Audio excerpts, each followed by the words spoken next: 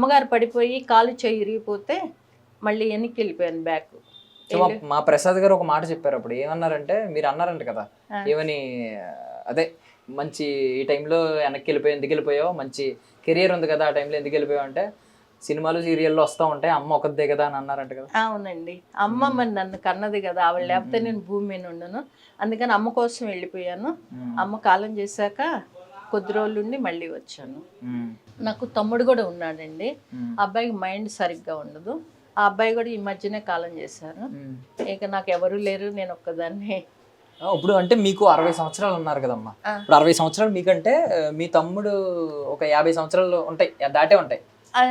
చచ్చిపోయేటప్పటికి 48లో ఉన్నాడండి. మైండ్ సరిగ్గా అబ్బాయికి మీరే చూసుకున్నారా?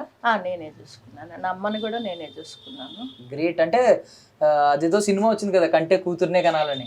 సో మీలాంటి వాళ్ళ వల్లే అలాంటి సినిమాలు వచ్చినాయి. అంటే బికాజ్ ఒక ఆడపిల్లకి బాధ్యత కాదు తమ్ముడు, వీళ్ళేం బాధ్యత కాదు, అయినా మైండ్ బాగాలేని తమ్ముడిని మీరు అప్పటిదాకా చూసారంటే గ్రేట్ నిజంగా.